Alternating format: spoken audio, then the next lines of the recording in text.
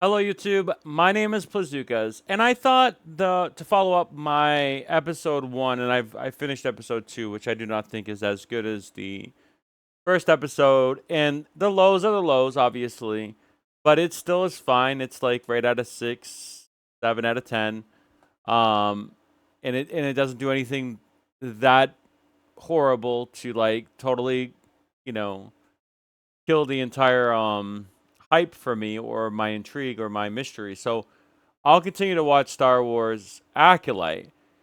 But there's a content creator that I've been following for quite a while now, and over the course of his YouTube career, has kind of escalated his thoughts on the MCU and Star Wars to a point now where I think I could be wrong, and I'm willing to be challenged by this. Has gotten to a point where it's just hyperbolic, where we have these Star Wars, fans out there. They do exist, and they are true fans, and they love the show, and they love the series, and they love the lore and all this stuff, and they have a certain set expectation for Star Wars, and they were willing to give up some things, but after Ahsoka, after Boba Fett, after Mando season 3, after Obi-Wan Kenobi, they just, and then obviously the trilogy Star Wars with Rey, it just wore on them. I think a lot of people, and then MCU with the MCU, like there's just a lot of examples as to why fans are just kind of like giving up. And I understand that. And I am sympathetic to that. And I'm not here going to overly, hopefully, accost anybody by, just continuously finding, you know, critical errors with something and just saying things for negativity's sake because it feeds into the fans or it feeds into the people who are disgruntled right now. But at some level, I need to have, an open mind. I need to be the neutral party here. I came onto Star Wars very late into its um I came in it during the prequels. And I actually like the prequels. I don't particularly like the first movie, but I like the second and third of the prequels, and I've always enjoyed those as Star Wars. And I obviously love the original, which is now 4 through 6. I adore them. I think they're fantastic, and I do think they are the best of Star Wars. Period. I think they have a great arc between the three films. Obviously, I'm not the hugest fan of Rey's saga, and I've liked Mando 1. I've liked Andor. I like Rogue One. Those things I do like a lot of, and they harken back to like the old Star Wars that I do like more than most. But I'm not like so close-minded, and I'm not so fatigued to just write off anything else. And I'm gonna get to it. I've watched about 5 minutes of this, and then I was like, I'm gonna do a video on this, so I'm not gonna watch anymore. So I don't know what's gonna happen after that. But I just wanted to do a reaction to DA's Derek Anderson's video. And I do like this guy. I'm subscribed to this guy. I think he has some solid takes, but I think he might being, and this is a very weaponized word, but I think it might be co-opted by some of his peers, which is Nerdrotic, the Critical Thinker. I can't think of Gore, something. These groups that stand all together now. Ryan Killerman, something like this. They all kind of stick together. They all have like their Friday weekly podcast where they're all there. They're a night of them, and they talk within amongst themselves. It's almost as if now that if you have an opposing opinion, you will be accosted or an outcast. Doesn't mean you won't be allowed in. You're just going to be ridiculed. And like it's not even worth the effort because at the same time, you're not even getting the Star Wars that you want. So why even give it a chance, right? And I get it to a point, but at some point, if you don't even allow someone to express their opinion in a group, I have to question that group's intentions. So I'm not going to stall this any longer. Let's get to the video, and let's react to this if we can. What's up? Tell you different. I won't do the intro because I don't know what the copyright thing is for that. George But Lucas, all right? Whatever Leslie Headland is doing, all right, that's like a completely separate thing, all right? You are a Star Wars fan. Don't let anybody tell you different, all right? And look, coming to Robert Meyer Burnett, all right? This is what Robert Meyer Burnett had to say about the situation. The Acolyte is a massive misunderstanding of what the original Star Wars was about. I wonder, does the younger generation actually even understand what the storytelling itself is supposed to be about? I don't think that, I honestly, I don't think the younger generation knows what Star Wars is. I agree, and I think that is a good and bad thing. Um, for people of a certain age, they have their own perception of what Star Wars is. For Derek Anderson and also myself, I know what the originals are. I respect the originals. I respect George Lucas's vision. But there is also a new generation that doesn't have any context to that. And so shows like The Acolyte could bring them in as fans, and then they could digest everything else that Star Wars has to offer. That's a good thing. Now, does it have to be different for different sake? Does it have to be, so much of a diversion from the original, lore or from its um themes and stuff like that? Probably not. You can keep it the same because Star Wars is a really good property regardless, and if it was written the way, some fans think it should be, it would appeal to most people anyway. But I don't think that's a bad thing. I don't think that's a negative to Acolyte just because it's not actually like the original Star Wars. Like, it's fine to evolve to some extent, and from what I could tell, there's a lot of like Andor stuff in this Acolyte show, and it still kind of feels old school to me, even though it's been modernized a little bit. I will not deny that. It's definitely some new, fresh takes on Star Wars that may not be as appetizing or pleasant to some fans. Okay? Let me again play a quick clip of what George Lucas said Star Wars is. It was designed to be a film like mythology of this is what we stand for. You're about to enter the real world. You're 12 years old. You're going to go on into the big world. You're moving away from your parents being the center focus. You're probably scared. You don't know what's going to happen. And here's a little idea of some of the things you should pay attention to. So that was the original premise of the original movies, and that's the journey for Luke, predominantly.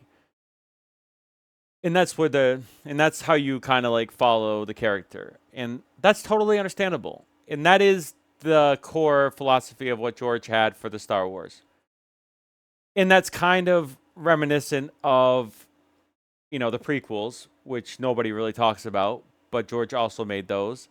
And they are a bit of a divergence from the originals. They're a bit more serious, they're a bit more mundane, they're a bit more political. So even George has shown that there are two sides to Star Wars in how you actually can tell Star Wars. Which is why when Derek is about to criticize this potentially, because he's using this as a reference, so I'm assuming he's going to lead right into criticizing it, I would have to disagree with him. I think that Star Wars can be told in different ways. And from what I can tell from the first two episodes of The Acolyte, this story is reminiscent of the prequels, of the originals, in good and evil, in that aspect. Now, it wasn't always clear with good and evil in the original. That wasn't necessarily established. And like the good was the good and the bad was the bad. And that was clear. Even though at the end it was a bit more ambiguous. And obviously, you got the big reveal at the end for the originals. But now that we know that, and there's ways to tell stories differently, for us fans, we can already identify the good and the bad. We know that. And we know that there's grays in the middle as well, with Ahsoka and stuff like that. Friendships, honesty, and trust, and doing the right thing. So this aspect of trust and doing the right thing, that was part of the original. Trusting in a band of friends, a group, an adventure. Like, that is part of the original core ethos, but that wasn't part of the prequels. The prequels had a lot of betrayal. A lot of things happening in the back end. A lot of devious acts that were represented, that were shown. So you have to take both, and if you're a George Lucas stand, you're gonna have to take both the prequels and the originals because he did both, and that's his vision, that's his representation. He didn't even get any funding for the prequels. He did it all by himself. Living on the light side, avoiding the dark side. A mythology, right? That's what Star Wars is, okay? Star Wars is a mythology. That's why it hits home, okay? It hits home because it's lessons that we take going forward into the world. As little 12-year-old boys and girls, we take these lessons and we march off into the world and we, try to live according to these values, all right? That's what old myths and legends used to do. They kind of spoke to us on a human level.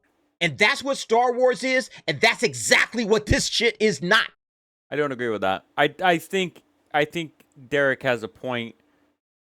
In that, a show like The Acolyte is a bit darker. It has less optimism. It has less hope in it.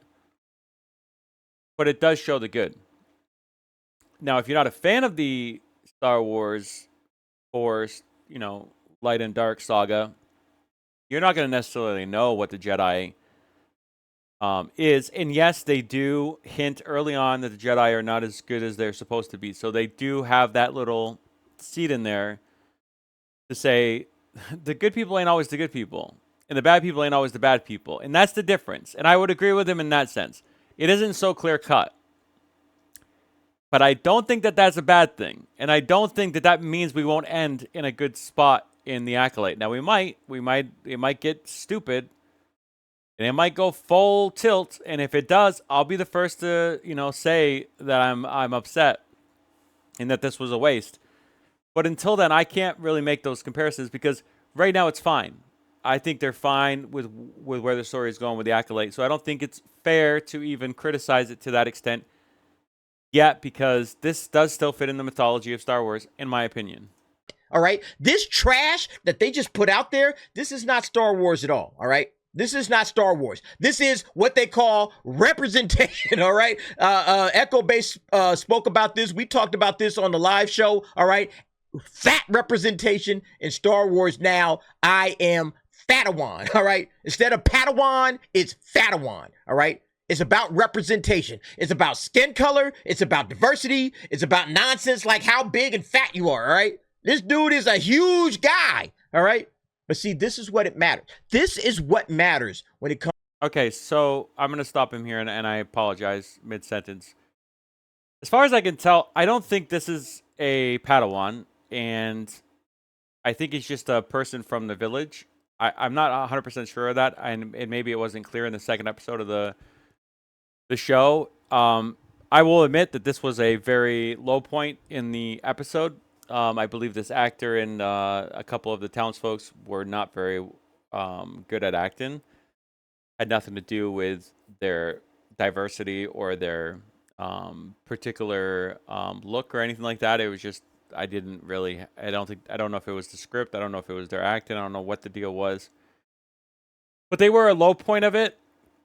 But they didn't do anything. There was no battles. There was nothing initiated. And I don't think he is a Padawan. I don't think this person that's on the screen here is a Padawan. So calling him I'm a Padawan. This is what I'm talking about. I think Derek has been co-opted by some of these neurotic people who are just going to lambaste this show for lambasting its sake, not even care about, they're just going to go full tilt. They're going to go full negativity. They're going to find everything to criticize, everything to scrutinize. And listen, I know that they have PTSD. I get it. These were their biggest fans, and they feel like they're being disowned. They feel like they're being, not heard. And I understand that, and I sympathize with that. But there's a certain level of excessiveness that you have to highlight when it comes to these kind of discussions, and this is one of them. So, for me, I think this is just I think this is a little bit too much to even identify this as an issue. First of all, this is not even a very big part of episode 2. and it's a low point, admittedly, but it's not even an issue. Comes to Star Wars. You know, like you could be a big fat fuck. Like, oh yeah, man, I'm in there. I'm represented, okay? Look, you could be a big fat dude, you could be a skinny dude. It doesn't really matter, all right? That's not what Star Wars is about. So I get that. It's not it right. And we used to not have these lenses that we used to view these shows on with seeing a black character or an Asian character or a fat character. We used to not even care. It used to not even be a thought. And now it became a thought because of the woke agenda, because of all these things that have happened in social media and the awareness. Like it's gotten out of control. But to call it out like that is just unnecessary in my opinion. But it's not Star Wars. And that means it's fine to have people of all different diversities and demographics and body types. And it shouldn't be called out because it's not necessary as long as the story is good. There is some criticism here because I'll be honest, the character wasn't very well. I don't know if it's the script or whatever else, but it was a low point in the episode 2. All right? It was about the lessons that you learned from that, all right? You know, again, good versus evil, all right? Overcoming your limitations. You know, things like that that matter to Star Wars fans, you know, again. And I think based on this, there is a lot of that in the show already. There's a lot of character within the twins that are being portrayed within the series of good and bad and overcoming some things. Yes, there is some tropes that is already established in the first couple episodes. And those could be just like, you know, very bland and drawn out, and I don't want to see that. I want to see more complicated characters. And hopefully we get it. We have enough characters already introduced into the show for it to be good. Period. And there's enough differences between the characters for them to really have a good adventure and some good interaction. So hopefully that is the case. Leslie Headland and all of these clowns over there at Lucasfilm, they could give a shit about that, all right? It's all about, again, what? Representation, all right? We must represent women. We must represent lesbians. We must represent fat people. Yeah, and there's been a lot of rumors, and I don't know what is true about Leslie, if she's been fired or not. There's been rumors that show has not been renewed for a second season. But we can, you know, unfortunately, identify the fact that a lot of the cast and the director has come out and spoken about, you know, LGBTQA plus, and that, you know, Star Wars is, you know, also gay. You know, like there should be gay representation. Like there's been a lot of social commentary regarding Star Wars based on the cast and the director, and that is, you know, a very heated topic. And I wish they would have just stuck to what the show had to offer for the first 2 episodes, because there was none of that really in the show so far. I don't know if we're going to get into that. I don't know if there's going to be an episode dedicated to that, like The Last of Us part, you know, like The Last of Us season 1 on HBO. If we're going to have a whole episode dedicated to, you know, a couple, and like we're going to see that play out in the 8 episodes of this show. But right now, I don't see it, and I don't think they should have incorporated it into their media. But then again, they feel very strongly about it. I don't agree with it. Like, and maybe she was fired because of those kind of talking points, and Disney is just sick of this being part of the narrative. They want to talk about the show, and Star Wars is not about that specifically, and that's where I do sympathize with Derek in this topic. Like, what's the lesson here? What is it that we're supposed to take out of this? Okay? That it's okay to be fat? That it's okay to be lesbian? That's okay to be a skin color? Or okay to be a diverse person? We already knew that. Hey, Leslie, real quick, can you tell me a good story? Okay? Can you, like, represent George Lucas? While you're trying to represent all of this other shit, can you represent George Lucas? Can you represent Star Wars fans? Can you tell me what Star Wars is about? I don't really care about all of this other crap that you want to talk about, okay? None of that stuff matters to me. What matters to me is, can you do Star Wars? Yeah, it's a fair point. and that's something I just talked about, so not to go over it too much, but it's very important for storytellers, creative directors to tell the story. I think Derek's being a little bit unfair because the first 2 episodes of the show, they are telling a story, and it is one of good and evil, and it is compelling to me personally. If you can't do Star Wars, then step all the way the fuck off, okay? I don't need to hear Star Wars is about the dark side and the light side, period. And that is being established in this show. Good and evil, the balance. That is Star Wars, period. any of your nonsense. I don't need to hear anything else, okay? Give me Star Wars or fuck off. That's what it is, okay? Like, seriously, that's all it is to it, okay? Right. And he's impassioned now. He's very upset. This is when I decided that I needed to make this video because I think if someone takes a step back and realizes, and stops being so defensive, that they can see where there is some positive silver linings here with the show. And not just be hyperbolic with statements because they're so upset with the director and the narrative and the woke agenda and everything else that has happened in Star Wars previously. Again, I'm sympathetic to this, but at this time, I just can't even get on the same level as Derek right now because I think it's just hyperbolic. It's just for the people that watch him. He's feeding into a certain base that wants to hear this. He's giving the audience what they want, but at the same time, I just don't think, from a fan's perspective, he is being fair to the show. Give me Star Wars or fuck off. I don't really care about anything else that you got to say, okay? I don't care about diversity. I don't care about representation. I don't care about none of that crap, all right? If you can't give me Star Wars, and look, Kathleen, Lucasfilm, this goes for you too. If you can't give me Star Wars, get lost, all right? I don't really care about anything else that you got to say. I don't care about this fat dude. I don't care about this Asian dude. I don't care about this white woman, okay? I don't care, all right? I'm a black guy. I don't care, okay? Give me Star Wars or get lost, all right? That's it. And that goes to all of Hollywood, okay? And I think they do that in this show. I think they're like Andor in the sense that, these characters are not, they don't have an agenda. They're there for a mission. They're there, they have a purpose. And the purpose is, very clear, very spelled out in the show so far. And it's very coherent. It's very competent. It looks great. It's well directed, in my opinion. The acting, for the most part, is good. There was some low points in episode 2 that I have to call out.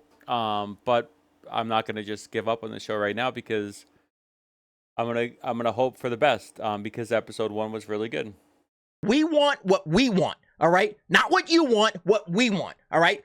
We're the fans that have built these franchises up over the last 40 to 50 years. You need to give us what we want. Otherwise, it's deuces, we outro, okay? So give us what we want or get lost, all right? That's what it is. But yeah, let's go ahead. Let's jump into The Acolyte episodes 1 and I'm just taking my cat out for a sit, and it got me thinking, it's Mental Health Awareness Month. It's a good time and 2. So the story starts out with this chick, May. She's on the hunt looking for a Jedi. By the way, spoilers. This will not be a non-spoiler review, all right? This chick, May, is looking for this. Okay, so I don't want things to get spoiled for the audience. So a part of this I will skip. I'll try to figure out when, and I might have to cut some out just to make sure that it isn't spoiling too much.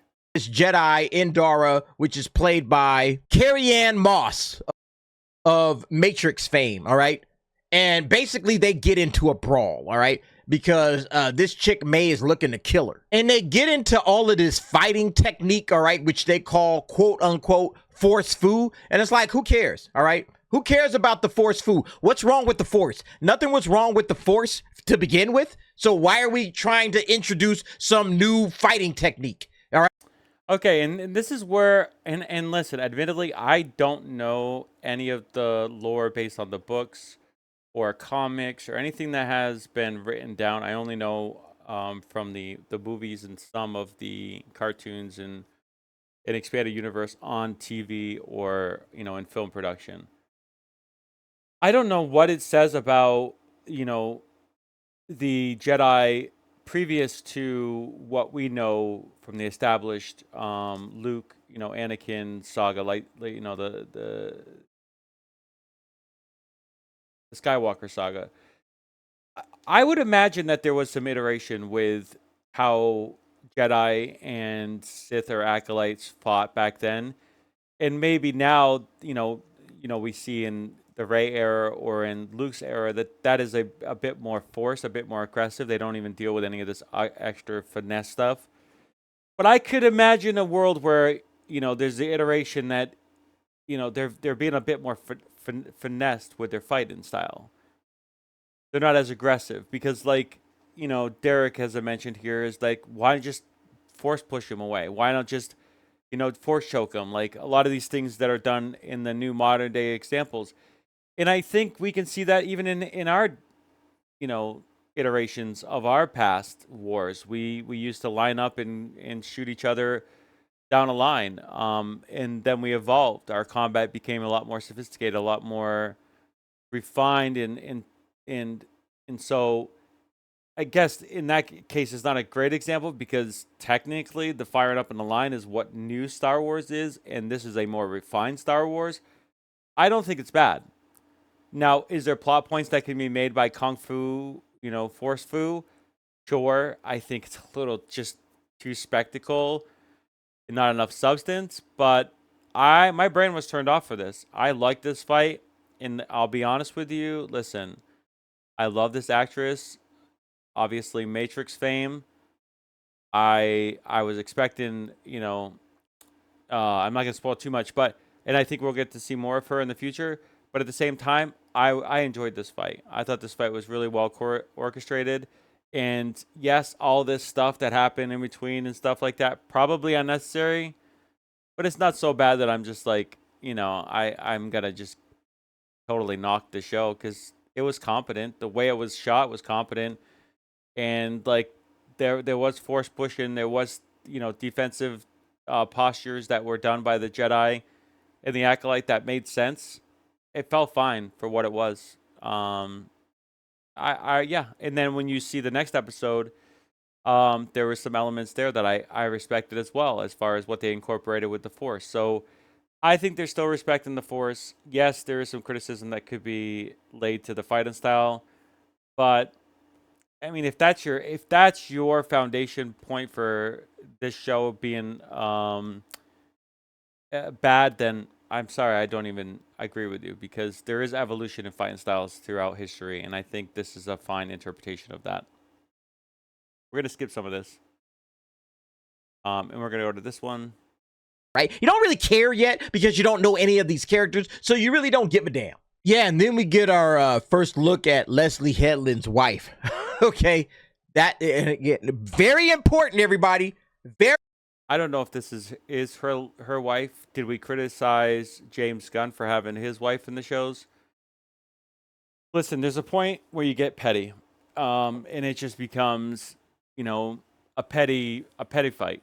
And if that's where we're at, then fine. I concede. But do we have to call these out? I mean, I don't like nepotism for nepotism's sake at all. I don't like James Gunn hiring his wife and everything either. I don't think that's a good standard, and that's the same with the Thor director, Taika Waititi, hiring his wife or girlfriend or whatever the case may be, whatever that situation is. I don't like nepotism.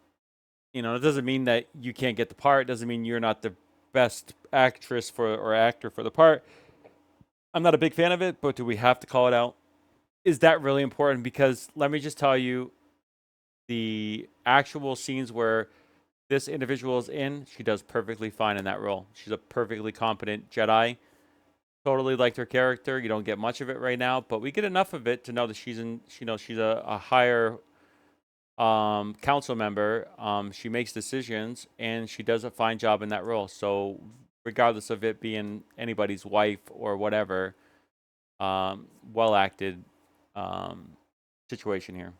Very important that we see Leslie Headland's wife, because again, this is all about representation, not about Star Wars. All right. It's about representation.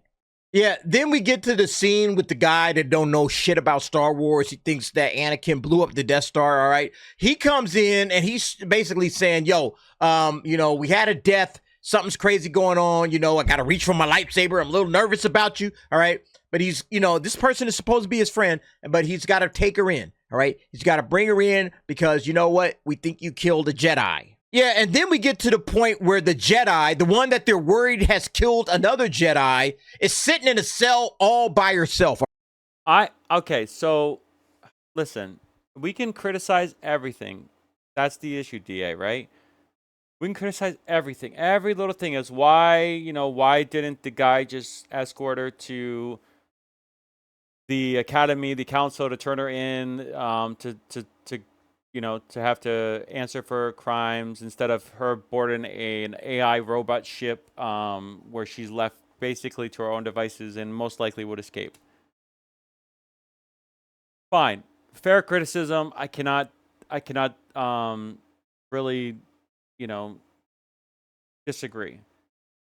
However, the point between the character arcs between the friend, like, because in this case, the main character was a Jedi. She's no longer a Jedi. It's not really spoilers. It's already established very early on. And the other Jedi is trying to take her in. That exchange was perfect in my opinion. That was a really good. It was tense. It was tense enough.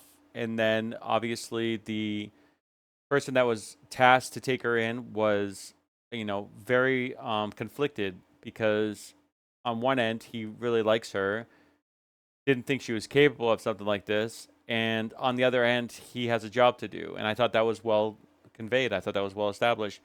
This actual scene where they were in the prison ship, I think this was very good for lore reasons. They actually established something I had no idea they could do in this show, which was like a creature that could subdue people that were exceptionally violent and have them have like dreams or something. It was a very well done scene. I like this whole part. So if we didn't have this, I would find it lacking in some areas. Now it wouldn't matter overall in the overall arching story beats of the main plots of this show, but I think it was well established. I think it was well done. For what it was, I think it was well done. So I didn't mind it, and I didn't even think twice about it when I was in the scene. So I wasn't criticizing it for what it was. I thought it was a nice extra story, character arc thing that was good. And most shows do this. Most shows can do this. This is what shows are about. This is why it's a TV show, not a movie, because you can do things like this. All right. And nobody's sitting there guarding, all knocked out and everything. So she breaks into the prison cell to let him out. All right. But he don't, Yeah, let him out because she's a good person. It's establishing that she's a good person in this show. So if there's any doubt that she did it or didn't do it, which there was some doubt, so it's kind of a spoiler that I'm giving away. This establishes that there may be something more to her than what is originally perceived. And I think that is a very good thing to do. It sets it up. It could set up for something else in the future too that could go bad. I like this character. I like this character arc. It did it well, and it justified it well. like give a damn about her. And then this guy Saul, he's trying to figure out the quote unquote mystery. There is no mystery. All right, no mystery whatsoever. There is a mystery. There's plenty of mystery in this show so far in the first 2 episodes. Oh my God, I'm remembering all of my past trauma. That's basically what this is all about. We've had this in every one of the Star Wars shows. We have Force Ghosts. We have things that are always harken back to the past. Jedis have a way to remember the past so that their future is not repeated. Like, this is very, very Star Wars-esque. I cannot criticize this. And this is very well done. This interaction between her and her younger self. It's very well done. It's not overplayed. It is tasteful, and I did not mind this aspect of the show. I thought it established what it needed to establish, and it got right out, and it didn't seem like it was jarring or took you out of the show. Instead of actually fleshing that out in a way that emotionally resonates with the audience, hey, yeah, let's just show some kind of a weird flag. It did show. It did work. It was effective. Now, if you're totally closed-minded and you're going to criticize everything, sure. There's plenty of criticism to be had about everything in every show all the time. I could go back to the original Star Wars and criticize things. And this is why I think this is an issue. This is why I wanted to make this video, because I just think EA is at a point now where the message is clear. Feed into the audience that wants to bash shows like Star Wars and the MCU, and rightfully so. They're fully capable of being criticized, but unfortunately, objectively, I have to disagree. Flashback. It's kind of hard to get through this scene. Let me see. And when you don't give me something I can connect to, all you're doing is just putting images on a screen. And this isn't, again, what George Lucas was about. George Lucas was about creating characters and creating storylines that would resonate across color lines, across gender, across ages. It didn't matter, all right? That's the beauty of Star Wars. That's why Star Wars works, all right? Because it connects with everybody. It connects us all together, all right? It's like the Force, all right? It surrounds us, it binds us, it brings the... There's a lot of like mystery to the show so far in the first 2 episodes. So we don't get a lot of that, but there is still that. Yeah, I can identify with all these characters so far. They're a little bit obscure and mysterious. I don't know all of their intentions or their motives, but we know Padawans, and the 2 Padawans we have in the show are like Padawans. They're immature. They're trying to learn how to like do all the things right, and they obviously have their master to lean on to, and he's competent and well written. And then the protagonist in the show, understood. I still understand every one of her motives. There's still some mystery as to if she's gonna, unfortunately succumb to the dark side at some point. And then you can see the humanity in the enemy in the show, or the big baddie in the show, but you can also see the light. You can also see the fact that she's not as bad as he comes off from. And then so there's still that. I think there's still that connection there with the audience. It's just whether or not you're willing to even open your mind to it. Galaxy together, all right? And we all rocked with Star Wars, all right? If you're a Star Wars fan, all right? We all rocked with it because, again, it brought us all together, all right? All of your nonsense, it's just divisive, all right? If you're not a lesbian, if you're not a woman, how do I connect with these? But this is not even about, I understand the narrative before the show, went, was released. But so far we don't have any of that right now in the first 2 episodes. It's not worth mentioning. Especially if you're reacting to what you've seen, which is all we can do now. Before it was hyperbolic, before it was all this, leaks and all this stuff, fine. You want to use that narrative to feed your fan base, fine. But now that the show's out, we have to, in my opinion, critique it for what it is. And so far, it's none of that. Characters. These 2 characters are black. So I, as a black guy, should be able to connect to the people on the screen, but I don't, all right? I don't know why that's any different, first of all. I've never been a big fan of this identity politics thing, or, diversity matter, and it doesn't matter to me. There are some characters that are written horribly, and they basically, are very, they stand out, and not in a good way. But so far, these 2 characters, regardless of their skin color, in my personal opinion,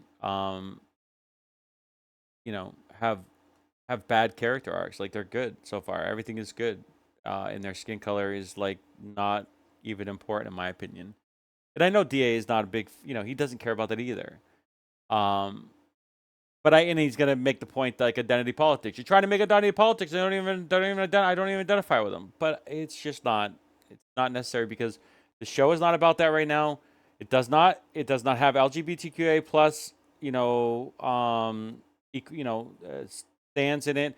It's not talking about identity right now. It's talking about an actual it has a plot point. It's sticking to that plot point. It is doing it effectively, and there's nothing else that is being conveyed here. And so when you talk about this LGBTQA plus, it's her wife, it's all these things. I think you're getting to a point of hyperbolic tendencies that are just not necessary for criticizing a show like this so far. And it has nothing to do right off rip. If you're a homeowner in Vermont and you're still paying for your electricity, then you're missing out on free government assistance to go solar. Bro, like just say, yeah, I believe you didn't kill anybody. All right, come on with me. But, they have to set up this, like, possible, oh, she might jump or whatever. It's stupid, all right? Again, Leslie Headland is a hack, I can't say what she did on her other, shows and series and everything like that. But in my opinion, Leslie Headland is a hack. And you can't really say that from the first 2 episodes of this show because everything is done competently. Everything is shot with intent. That is a sign of a good director. And for most of the first 2 episodes, it is well acted. It is well written, and it is well shot. All those things do not point to being a hack. We could tell already if it was botched. It's not been botched yet. Okay, same with Marvel X-Men '97. People consider that creative director a hack because of the previous stuff he worked on in the MCU, and they had plenty of fire, plenty of ammo to use against that person. But in the end, X-Men '97, one of the best things MCU has ever had. That show was fantastic. I mean, it stands out as like the pinnacle of MCU, in my opinion. All right. She is an absolute hack. No questions at all about it. When it comes to Star Wars, she's a hack. Yeah, and then we kind of end the episode 1, with this scene, Amanda Stenberg, standing out there, I guess looking cool. I don't know what this is. Is she on Octo? I think she's on Octo. All right.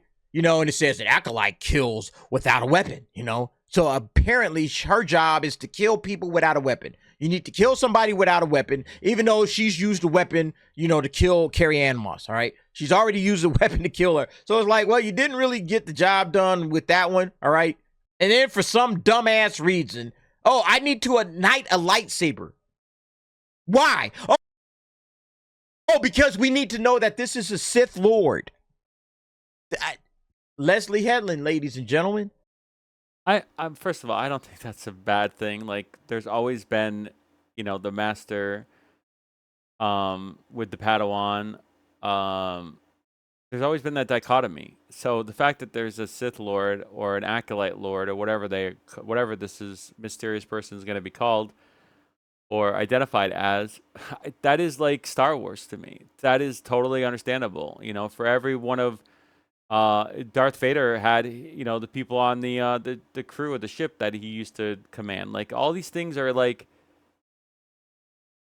very Star Wars-esque. So I don't think it's worth criticizing.